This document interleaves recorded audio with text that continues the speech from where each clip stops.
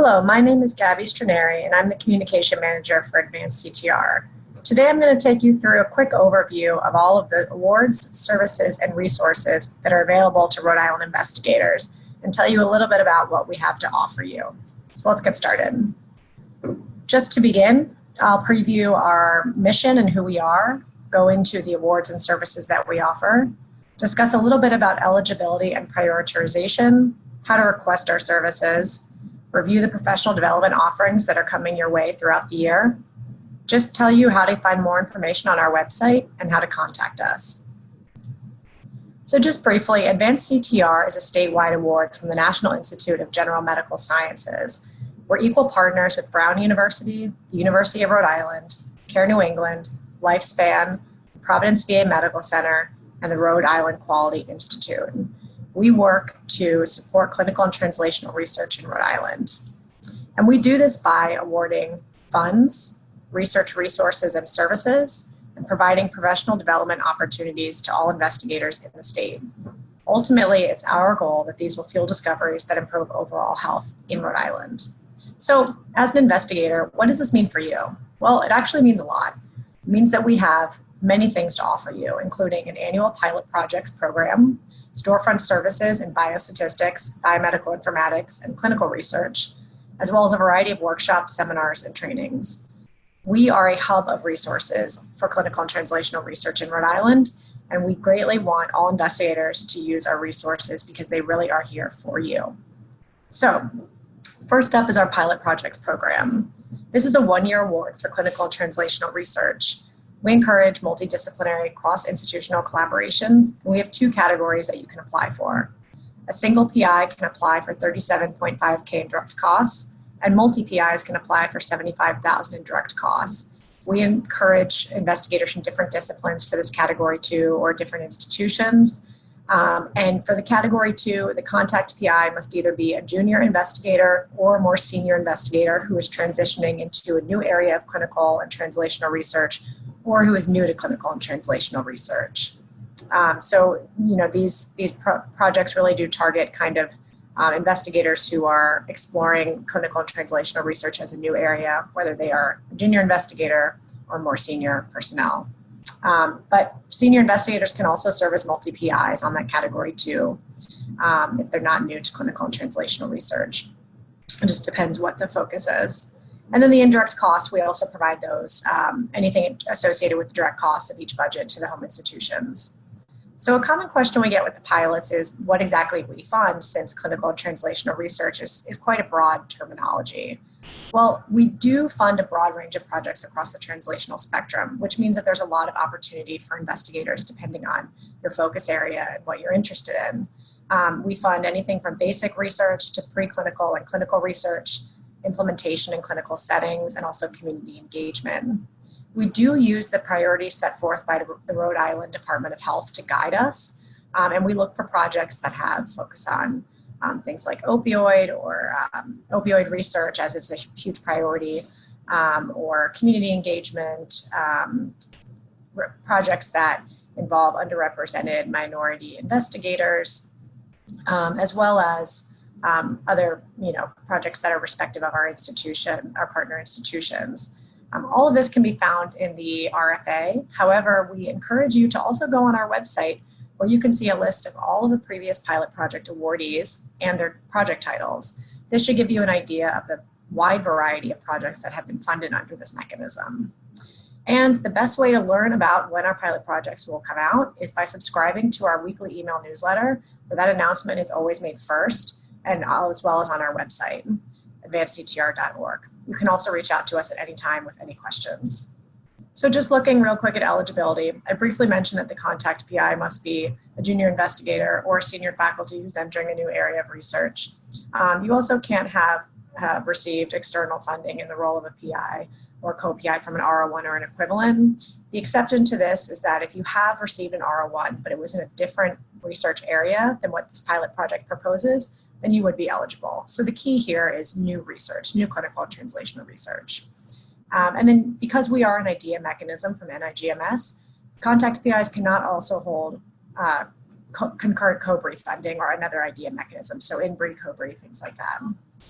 Looking at Category 2, you must also meet all the requirements of Category 1. And then additionally, this category is led by 2 or more PIs. We encourage different disciplines or training backgrounds. Multi-PIs can be senior investigators or junior investigators, but the contact PI on this, again, must meet that requirement of being either junior investigator or senior investigator in a new area of research. And then same here, multi-PIs cannot hold IDEA funding, so COBRE or INBRE concurrently with this award. So because we aim to help investigators throughout their professional development and careers, in addition to offering this mechanism, we also have a wide variety of resources that are available to help you put your preliminary applications together, really strengthen them, and grow. These include 2 guides from our leadership, tips for preparing your preliminary application. This will kind of tell you everything you need to know before you get started. And then 8 elements of a successful preliminary application. We would highly encourage you to check this out. These are both available on our website. And this will show you exactly what you should incorporate in your AdvanceCTR one-page preliminary application to be successful. We also make available a list of frequently asked questions. We do have some examples of successful preliminary applications from prior cycles. These are not meant to be used as templates, but rather guides to see how a successful application actually looks. And then, as I mentioned, you can see all of our previous awardees on our website, AdvanceCTR.org, which should give you a good idea of what's been funded. And finally, we're available to you.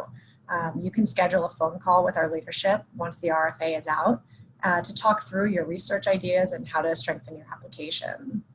Once the full application period begins and select participants are invited to submit full applications, these applicants are strongly encouraged to consult with our service corps. And in this process, our core faculty will work with applicants to take a look at their research design, maybe identify any weaknesses in methodology and other considerations that will help prepare a strong full application for final review. Moving on, I'll now talk about the research services that AdvanceCTR offers to Rhode Island investigators at any time.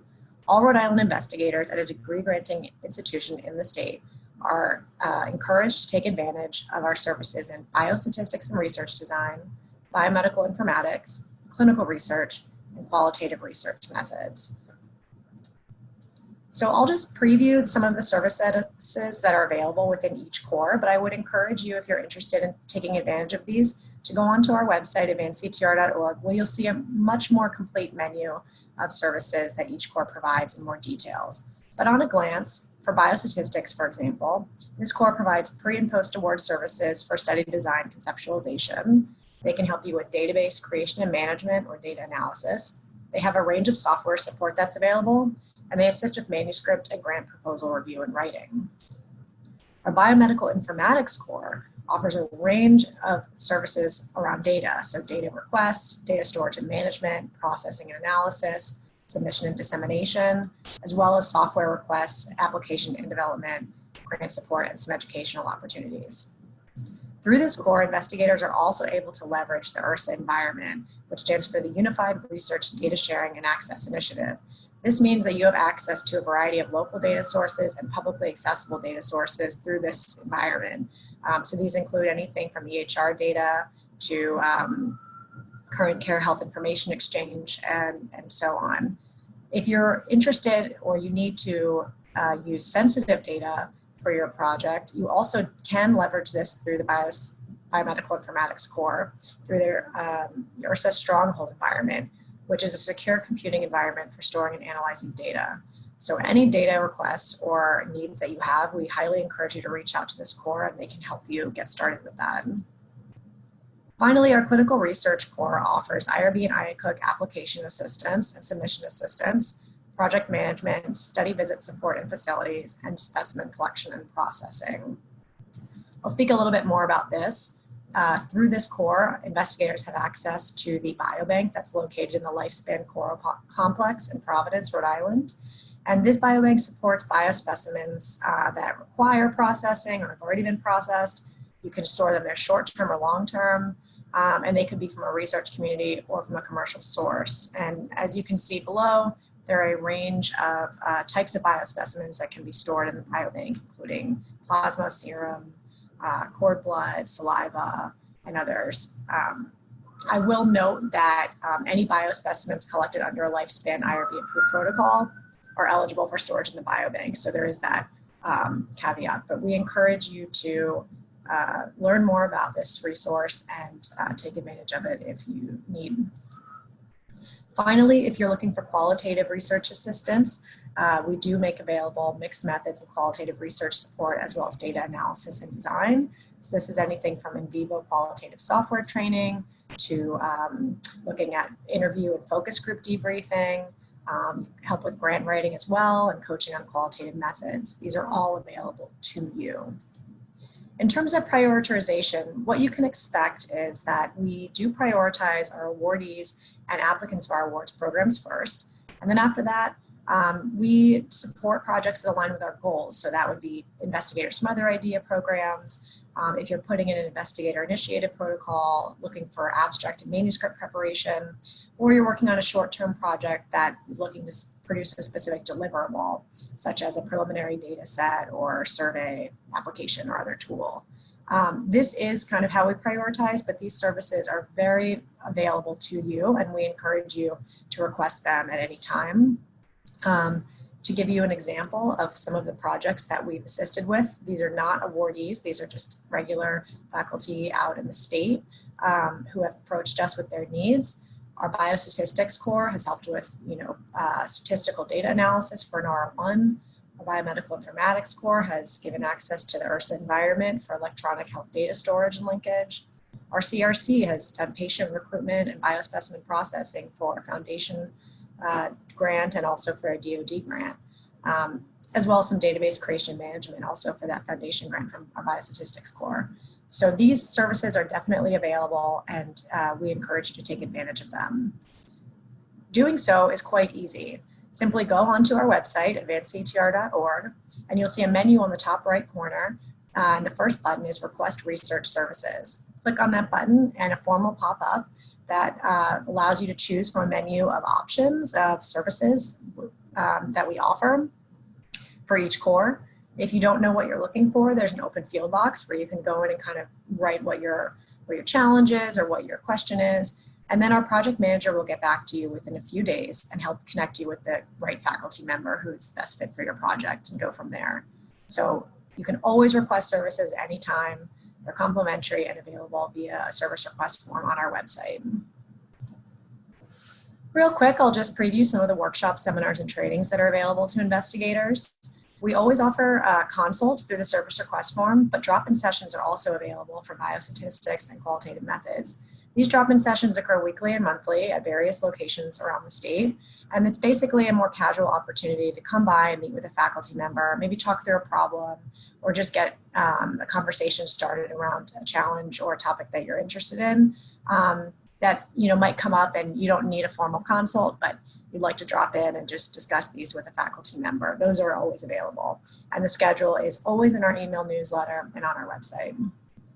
We offer 2 seminar series, a translational research seminar series that is monthly at rotating partner institutions and features work-in-progress research from investigators working on clinical and translational research around the state, as well as seminars for biostatistics. So these are bi-monthly seminars that cover data, research analysis and research design, and they occur at rotating locations as well, and can be available to attend in person or stream remotely. YouTube recordings of these seminars are also available on our YouTube page after the fact.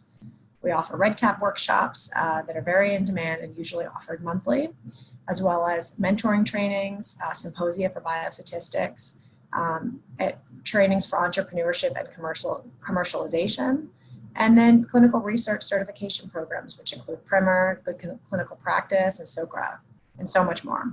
So in order to find out about these, we encourage you to look at our website, check our website, or sign up for our weekly email newsletter via our website, which comes out every Thursday and always includes the latest opportunities and offerings that you should take advantage of. So again, please visit our website, AdvanceCTR.org. This is where you can request services, find a researcher, and sign up for our newsletter, as I mentioned. It's a great way to stay on top of what's going on with AdvanceCTR and make sure that you're not missing out on valuable resources that are available to you. And as I mentioned, we want to hear from you. Sign up for our e-letter, follow us on Twitter, or send us an email. Let us know what your challenges are, what resources you need that could enhance your work. If there's something that you're interested in that you didn't hear discussed on this webinar, please let us know, and we'll do our best to connect you to the right individual or help make that resource available. We really are here to support you. So thanks for watching this webinar. We hope it has provided you with a good idea of the support and resources that are available to you. Please reach out to us at any time with your questions at advancedri@brown.edu.